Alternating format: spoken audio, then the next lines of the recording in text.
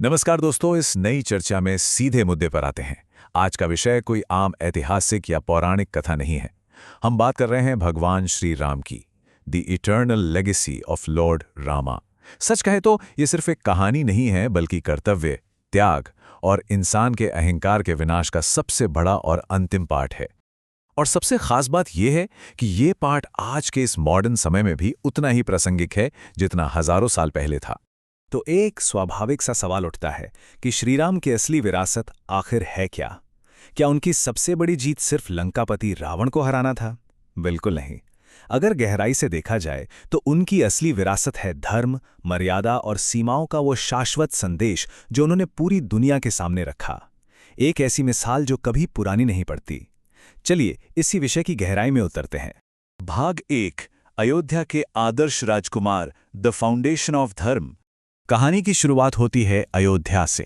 राजा दशरथ के 4 पुत्र थे, राम, भरत, लक्ष्मण और शत्रुघ्न। इन चारों भाइयों में श्री राम सबसे बड़े थे और जाहिर है सबके सबसे प्रिय भी। लेकिन यहाँ जो बात सबसे दिलचस्प है वो ये कि श्री राम बचपन से ही बाकी राजकुमारों से बिल्कुल अलग थे। उनका बेहद शांत स्वभाव, उनकी गहरी बुद्धिमत्ता और धर्म के प्रति उनका अटूट समर्पण, यही वो चीजें थी जो उन्हें सबसे खास बनाती थीं। और इसी से जुड़ा है एक बेहद महत्वपूर्ण शब्द, मर्यादा पुरुषोत्तम। इसका सीधा सा मतलब है द आइडियल मैन, यानी एक आदर्श पुरुष। अयोध्या के लोग उन्हें सिर्फ एक राजकुमार की तरह नहीं देखते थे।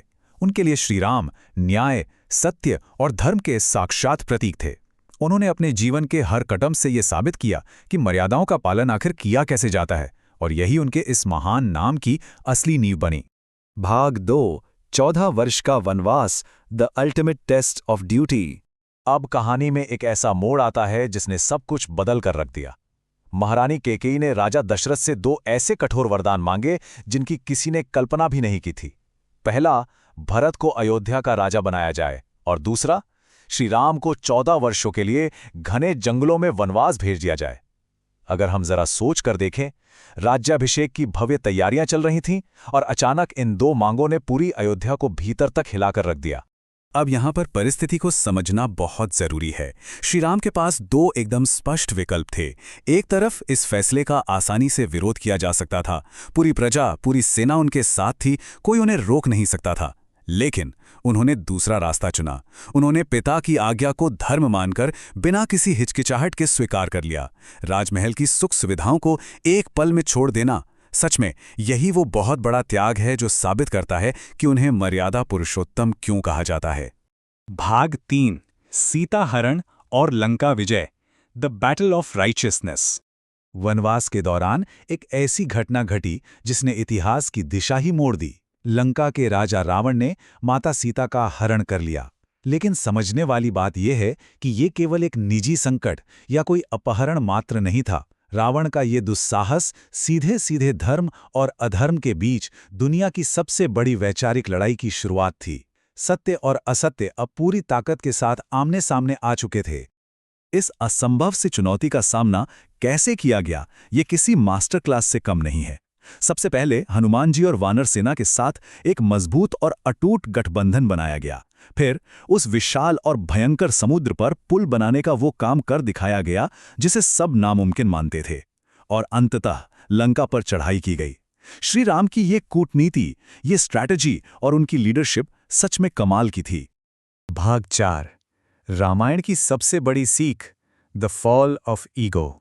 अगर ध्यान से देखा जाए तो इस पूरी महागाथा का असली निचोड़ यहीं पर है। यहाँ 2 बिल्कुल अलग व्यक्तित्वों की तुलना हो रही है। एक तरफ रावण था जिसके पास असीमित ज्ञान और अपार शक्तियां थीं, लेकिन उसका पहाड़ जैसा विशाल अहंकार ही उसकी सबसे बड़ी कमजोरी बन गया। और दूसरी तरफ भगवान श्री राम थे जिनके पास भी अकल्पनीय शक्ति थी, लेकिन उनकी शक्ति सत्य, धैर्य और मर्यादा के नियंत्रण में थी। यह तुलना हमें साफ बताती है कि केवल शक्ति या टैलेंट होना काफी नहीं है। अगर उस पर कंट्रोल नहीं है तो वो सब बेकार है। ये पूरा पतन एक बहुत ही स्पष्ट सत्य की ओर इशारा करता है। चाहे व्यक्ति कितना भी शक्तिशाली क्यों ना हो, अगर उसके अंदर अहंकार आ जाए तो उसका पतन निश्चित है। रावण का सारा ज्ञान, उसकी सारी तपस्या, उसकी सारी शक्तियां, सब कुछ एक झटके में मिट्टी में मिल गया। क्यों? क्योंकि अहंकार ने उसकी बुद्धि को पूरी तरह से भ्रष्ट कर दिया था। इसके ठीक विपरीत श्री राम के जीवन ने हमें ये सिखाया कि सत्य, धैर्य और धर्म का रास्ता आसान बिल्कुल नहीं होता है। ये बहुत बहुत कठिन होता है। इस रास्ते पर चलने से वनवास मिल सकता है, कई सारे अकल्पनीय त्याग करने पड़ सकते हैं, कदम कदम पर मुश्किलें आ सकती हैं, लेकिन अंत में यही एकमात्र ऐसा रास्ता है जो सच्ची और हमेशा कायम रहने वाली जीत दिलाता है। विजय हमेशा धर्म की ही होती है। तो इस विश्लेषण को समाप्त करने से पहले एक अंतिम और बहुत ही गहरे सवाल पर विचार करना जरूरी है। आज के इस मॉडर्न और भागदौड़ भरे जीवन में अहंकार का पतन और शुद्ध कर्तव्य की जीत, ये बातें हम पर कैसे लागू होती हैं? क्या रोजमर्रा के जीवन में हम अपने भीतर बैठे उस रावण यानी अपने अहंकार को हराकर धर्म और सही कर्तव्यों को श्री राम की तरह चुन सकते हैं? इस पर जरूर गहराई से विचार होना चाहिए। उम्मीद है कि इस चर्चा ने इन प्राचीन शिक्षाओं को एक बिल्कुल नए और स्पष्ट नजरिए से देखने में मदद की होगी। ज्ञान से भरी इस चर्चा में साथ जुड़ने के लिए बहुत बहुत धन्यवाद।